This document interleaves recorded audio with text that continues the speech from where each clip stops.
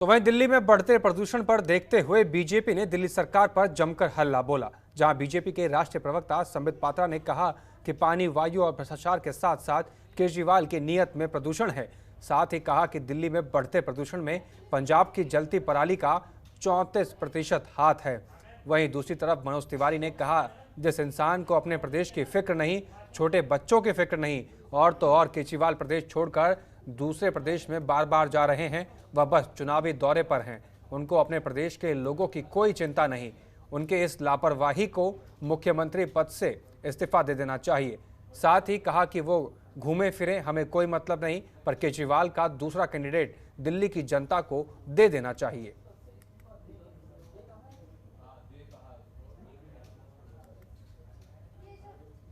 Pollution का सवाल है। ये पोल्यूशन केवल भ्रष्टाचार का पोल्यूशन तो है ही, पानी यमुना में भी पोल्यूशन है, हवा वायु में भी पोल्यूशन है।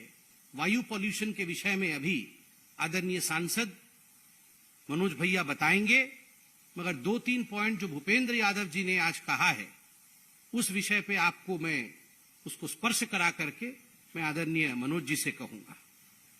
अरविंद केजरीवाल जी कह रहे थे कि राजनीति नहीं करनी चाहिए।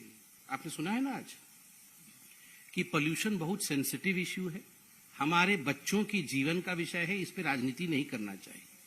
पूरे जीवन राजनीति करके पिछले वर्ष कह रहे थे, जब पंजाब की सरकार नहीं बनी थी, जब हम पंजाब में आ जाएंगे, जब हमारी सरकार बन जाएगी तो आपको डरने की आवश्यकता नहीं है। आप देखिएगा अगले दिन से ही सब कुछ ठीक हो जाएगा।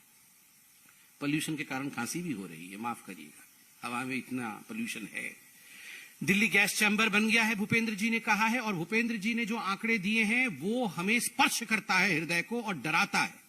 पंजाब में विगत वर्ष से 34% का इजाफा है, पराली जलाने में 34%, एन इंक्रीज ऑफ 34%।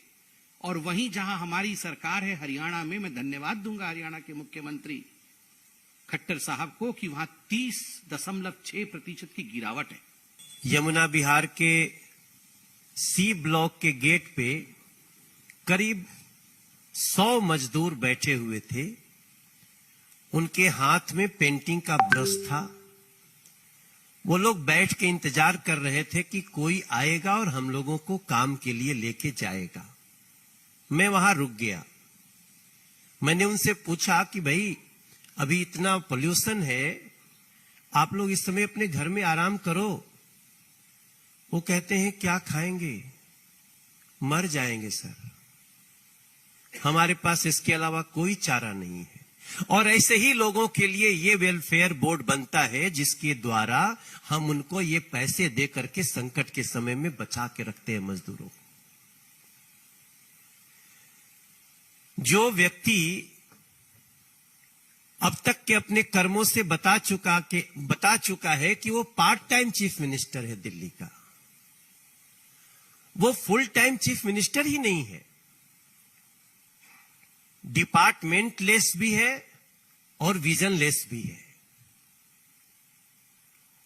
और तो और आज जब वो पार्ट टाइम चीफ मिनिस्टर के इस कृत्य का पता चल रहा है, मैंने उन लोगों को बताया, उन 100 लोगों को जो बैठे थे उनको ये जानकारी बताई कि मैं जा रहा हूं मीडिया को बताने, उनको तो पता भी नहीं है।